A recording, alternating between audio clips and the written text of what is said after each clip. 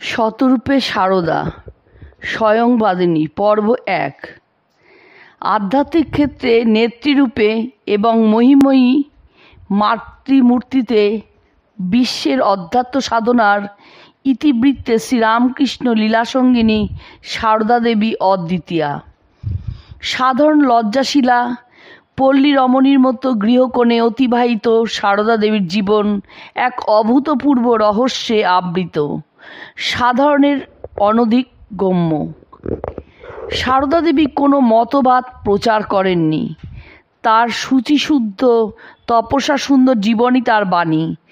যদিও নীরবতা তার চরিত্রের বিশেষ প্রকৃতি, তবুও অসাধারণত্ব নিয়ে নিজেকে তিনি সাধারণের কাছ থেকে কখনো সরিয়ে রাখেননি।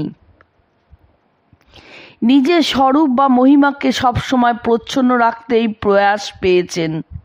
স্বামী বিবেকানন্দ প্রমুখ মহাপুরুষদের দ্বারা সঙ্ঘজননী এবং জগৎজননী রূপে বন্দিতা হলেও এবং ভক্তজনদের দ্বারা স্বয়ং ভগবতী জ্ঞানে পূজিতা হলেও তিনি তার চারদিকে কোনো অলৌকিকতার পরিমণ্ডল সৃষ্টি করতে দেননি। তার মর্তলীলায় সবার অতি কাছের মানুষ হিসাবে নিজেকে সর্বক্ষেত্রে তিনি প্রকাশ করেছেন। শ্রীমায়ের নিরভিমান সরলতা ও নিরহংকার সরসত্ব এক বিস্ময়ের বস্তু।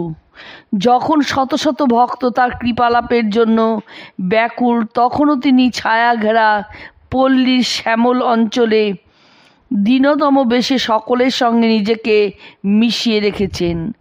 কত দূর দূরান্তর থেকে লোকজন আসে, শ্রীমাকে তারা দেবী জ্ঞানে পুজো করে, কিন্তু গ্রামের লোকজন সেসব কিছুই বোঝে না। তাদের কাছে তিনি দিদি, পিসি অথবা সারু। স্বভাবতই পাড়া প্রতিবেশীরা কেউ কেউ শ্রীমাকে প্রশ্ন করেছে, তোমাকে দেখতে কত লোক কত দূর দেশ থেকে আসছে, অথচ আমরা তোমাকে বুঝতে পারছি না কেন? একটু হেসে শ্রীমা উত্তর দিয়েছেন, তা নাই বা বুঝলে, তোমরা আমার সখা, তোমরা আমার সখী।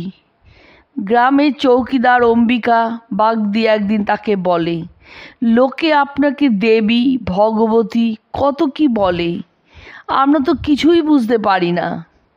স্নিগ্ধ কণ্ঠে শ্রীমা উত্তর দিলেন, তোমার বুঝে দরকার কি?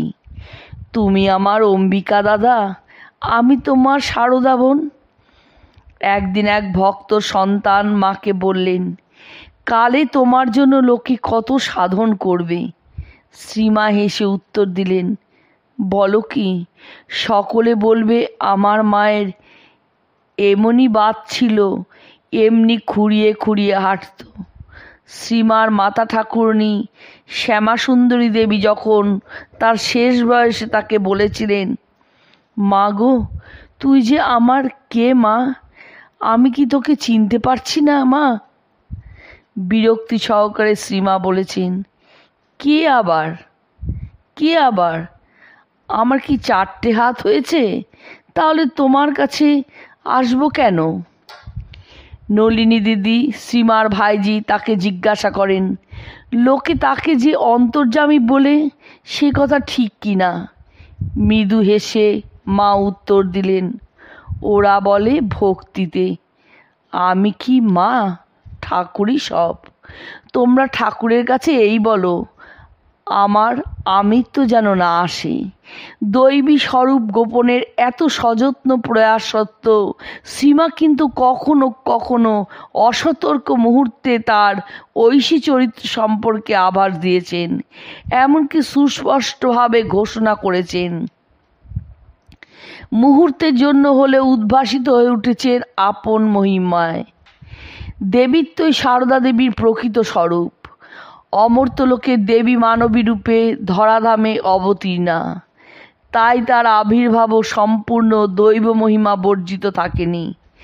জয়রামবাটির রামচন্দ্র মুখোপাধ্যায় একদিন দুপুরবেলা ঘুমের মধ্যে স্বপ্ন দেখলেন, বহুমূল্য অলঙ্কার সজ্জিতা একটি অসামান্য সুন্দরী বালিকা তার গলা জড়িয়ে ধরে বলছে, এই আমি তোমার কাছে এলুম, এর কিছুদিন পরে বাংলা 1260 সালের 8ই পৌষ জননী শ্যামাসুন্দরীর কোল আলো করে রামচন্দ্র মুখোপাধ্যায়ের ঘরে শারদামণির পূর্ণ আবির্ভাব।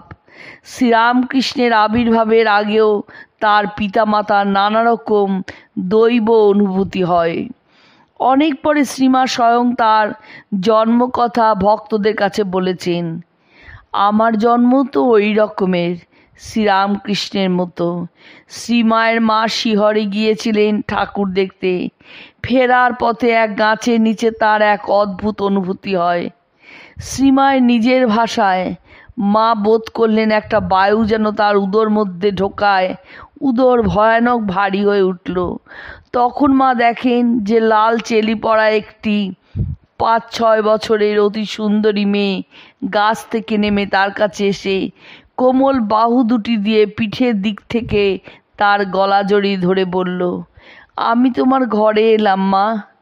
তখন মা অচৈতন্য হয়ে পড়েন।